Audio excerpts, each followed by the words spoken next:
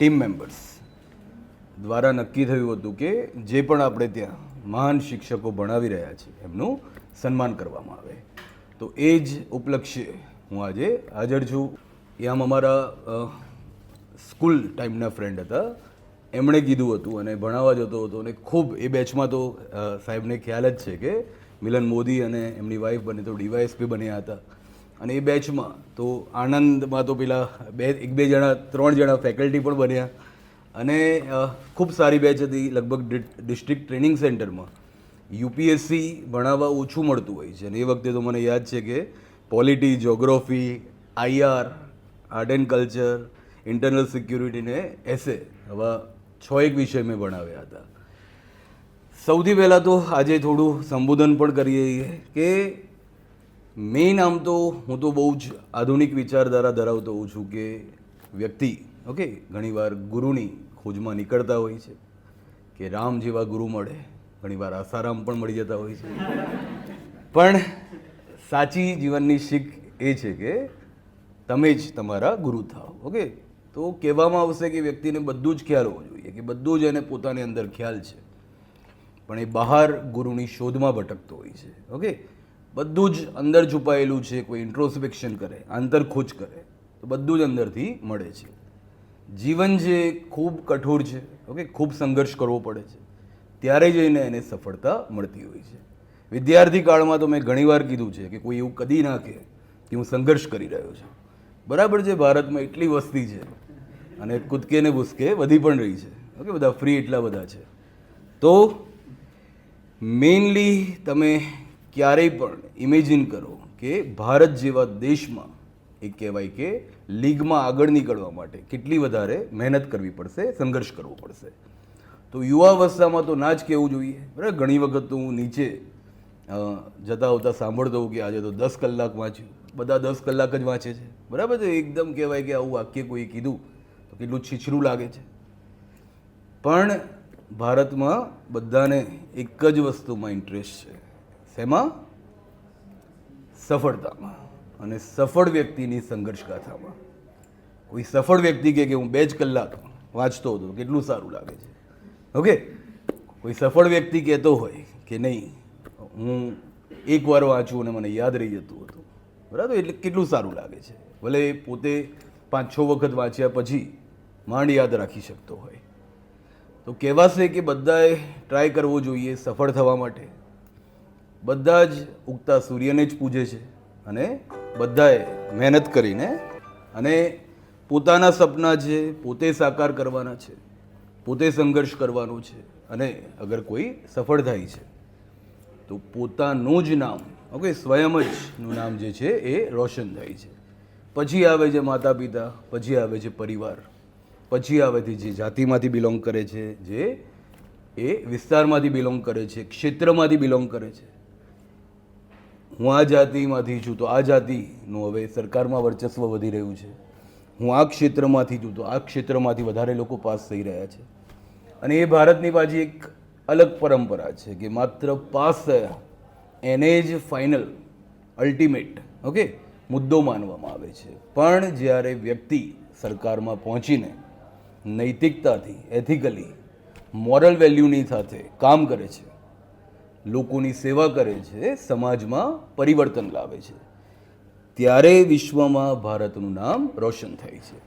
અને ત્યારે ભારત વિશ્વગુરુ બનવા તરફ જે પ્રયાણ કરી રહ્યું છે એ પૂર્ણ કરશે. કે દરેક વ્યક્તિ એ રીતે કામ કરશે. સંસ્થામાં આપણે ત્યાં જે તમામ ફેકલ્ટી છે, જે આખી ટીમ છે, એમાં બધા જ ધુરંધર, આપણે કહીએ કે ક્રિકેટની વાત કરીએ તો ખેલાડી આપણે ભેગા કર્યા છે. હું તો માત્ર કેપ્ટન છું. બરાબર છે, એવું નથી કે ભણાવવામાં બીજા પણ સારું ભણાવતા હોય છે ઘણા. તમે ક્રિકેટની આપણે અમારા જનરેશન વખતની વાત કરું તો કોઈ સચિન સહેવાગ પણ છે. કદાચ સચિન સહેવાગ છે કેપ્ટન તરીકે એટલા સફળ નહોતા થયા. બરાબર છે, કોઈ હરભજન સિંહ છે, કોઈ ઝાહિર ખાન છે, કોઈ સારું બોલર છે, કોઈ સારો બેટ્સમેન છે, કોઈ સારો ફિલ્ડર છે, કોઈ સારો કીપર છે. તો બધા જ એક ટીમ એફર્ટથી, ટીમ સ્પિરિટથી વિદ્યાર્થીઓ માટે કામ કરી રહ્યા છે. અને વિદ્યાર્થી એને કેટલું ઝીલે છે અને પોતાના જીવનમાં પોતાના લક્ષ્ય પ્રાપ્ત કરવા એના માટે કઈ રીતે મહેનત કરી રહ્યો છે. તો બધું જ એનાથી નક્કી થાય છે. અને ખૂબ કહેવામાં આવશે કે યુવા અવસ્થામાં જબરદસ્ત મહેનત કરવી જોઈએ. સંસ્થાએ છતાં પણ ધ્યાન રાખ્યું છે કે કોઈ ચંદ્રગુપ્ત મૌર્ય બનીને આવે, ઓકે, એવા જ જુસ્સા, જુનૂન અને જોશ સાથે મહેનત કરવાના ઈરાદાથી તો સંસ્થા ચાણક્યની જેમ, બરાબર છે, કામ કરીને એને આખા સામ્રાજ્યનો નિર્માતા બનાવવા માટે તત્પર રહેતી હોય છે. મારા ફેવરિટ કૃષ્ણ ભગવાનને પણ યાદ કરું, કૃષ્ણમ વંદે જગદગુરુ, ઓકે, તેઓ તો જગદગુરુ છે. તો કૃષ્ણ ભગવાન છે એમને જ જીવનથી આપણે સમજીએ કે કોઈ અર્જુન બનીને આવે છે તો કુરુક્ષેત્રમાં કૃષ્ણ ભગવાનની જેમ, ઓકે, સંસ્થા એની પાછળ મહેનત કરવા તૈયાર છે, મેન્ટરિંગ કરવા તૈયાર છે. જમાનો અલગ છે, કોઈ ચંટુ બંટુ બંટી બબલી બનીને આવે તો પણ એના માટે પણ થોડું તૈયારી રાખવી પડે છે. પણ છતાં પણ બધાને ખ્યાલ હોવું જોઈએ કે પોતાનું જીવન, ઓકે, પોતે જ નિર્માણ કરવાનું છે. અપદીપો ભવ, સ્વયં જ પ્રકાશિત થવાનું છે.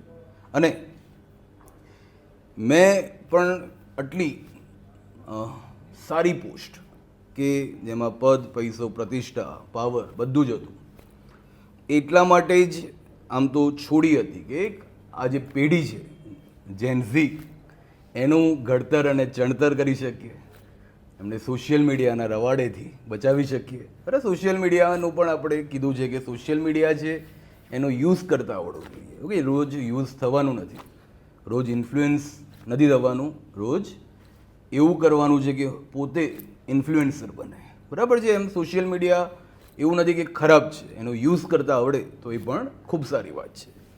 પણ ઘણા બધા લોકો જે રીતે યુઝ કરે છે એનાથી ભારતનું નામ ખરાબ થાય છે. હવે સોશિયલ મીડિયા જોઈએ તો એવું જ લાગે છે કે ભારતમાં 3 જ શિક્ષકોને યુપીએસસી ભણાવતા આવડે છે, ઓકે, 3 જ આઈએએસ કામ કરી રહ્યા છે, 3 જ આઈપીએસ કામ કરી રહ્યા છે. તો આખું અલગ છે, ઓકે. જાન્યુઆરીમાં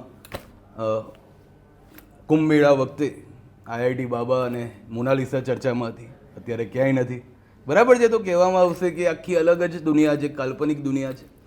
તો એના બદલે વાસ્તવિક દુનિયા ખૂબ કઠોર છે. પછીથી આ બધું ભાન થતું હોય છે જ્યારે યુવાવસ્થાના ખૂબ મહત્ત્વના વર્ષો નીકળી જાય. સોશિયલ મીડિયામાં આખી આભાસી દુનિયા છે, ઓકે. તો એનાથી પણ દૂર રહેવું જોઈએ. જેમ કે આપણે કીધું હતું કે કોઈ ભાડાના મકાનમાં રહેતો વ્યક્તિ ઉધારના રૂપિયા લે છે, ઉધારનું બાઇક લે છે, પેટ્રોલ એમાં નખાવે છે અને સરગાસણ 4 રસ્તાથી કુડાસણ આંટો મારે છે અને સોશિયલ મીડિયામાં લખે છે રાણો તો રાણાની રીતે, બરાબર છે. તો એ ખૂબ ગંભીર મુદ્દો છે આજકાલનો, બરાબર છે. આમ હું તો ઘણીવાર ઇમેજિન કરતો હોઉં છું કે કોઈ યુએસએમાં ભારતના મહારાણા પ્રતાપ ઉપર કોઈ રિસર્ચ કરતું હોય અને એ આવી પોસ્ટ જુએ, પછી એને એવું થાય કે નહીં, આ મહારાણા પ્રતાપના વંશજ કંઈક હશે એટલે રાણા લખાવે છે. અને એને તપાસતા કોઈ ભારતના ગામડામાં પહોંચે અને ત્યાં ઝૂંપડપટ્ટીમાં, ઓકે, બહાર એને કામ કરતો જુએ તો ભારતની ઇમ્પ્રેશન વિશ્વમાં કેટલી ખરાબ થવાની છે. બરાબર. એટલા માટે આપણે એ પ્રકારે પણ ના કરીએ. અને ખૂબ સારું ફિલ્ડ છે યુપીએસસી અને જીપીએસસી. એક વખત એક્ઝામ પાસ કરી જીવનમાં કંઈ જ કરવાની જરૂર પડતી નથી, બરાબર છે. તો એવા ફિલ્ડને તમે પસંદ કર્યું છે, એટલા ઇઝી સબ્જેક્ટ છે, કદી કોઈને ના લાગે. આપણે કીધું છે કે આ હાર્ડ છે, કે પોલિટી, જોગ્રાફી, સાયન્સ ટેક.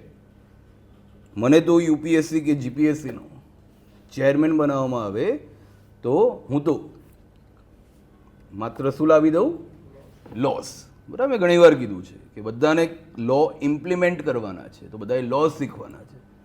પણ બહુ હાર્ડ ના પડે એટલા માટે આટલું ઇઝી સિલેબસ રાખ્યો છે. તો કોઈને આ પણ હાર્ડ લાગતું હોય તો એ ખૂબ ખતરનાક બાબત છે, બરાબર છે. તો એ પણ આત્મમંથનનો એક મુદ્દો છે. બીજું, આપણે ત્યાં બેચમાં મોર્નિંગમાં કોઈની કોલેજ હોય એવા કેટલા લોકો છે? અચ્છા, ઓકે. એકચ્યુઅલમાં શું થાય છે કે મોર્નિંગમાં હું ભણાવવા આવું તો એ થોડું પેશન ટાઈપ છે, ઓકે. ઇવનિંગમાં ભણાવવા આવવાનું ટેન્શન ટાઈપ થઈ જાય છે. તો એટલે ઇવનિંગ બેચમાં જીપીએસસીમાં તો હું નથી જ ભણાવતો, પણ અહીંયા ભણાવતો હતો અને પાર્ટ 5 પાર્ટ 6 આપણો બાકી છે. તો એનું આમ એવું વિચારતો હતો કે મોર્નિંગમાં મારી એક બેચમાં એ સ્ટાર્ટ થવાનું છે, તો કોઈ મોર્નિંગમાં આવી શકે અને નહીં તો પછી ઇવનિંગમાં આપણે એક પોલ કરાવી દઈશું. લોકતાંત્રિક પદ્ધતિથી જ હું આગળ વધું છું, તો પોલિટી ભણાવું છું, તો લોકતંત્ર એટલે ખૂબ આપણે પ્રેમ કરીએ છીએ અને એમાં એ જરૂરી છે કે બધાને વિશ્વાસમાં લઈને અને બહુમત તો અલગ વસ્તુ છે, બહુમત તો મળી જતું હોય છે, પણ થોડું એકમત કરવાનો આપણે પ્રયાસ કરીએ. અને પછી નહીં તો પછી 5 થી 7માં આવીને પાર્ટ 5 અને પાર્ટ 7 થોડા સમય બાદ હું પતાવવાનું શરૂ કરીશ. બીજું કોઈને પ્રશ્ન હોય પ્રિપરેશન રિલેટેડ તો જણાવી શકે છે.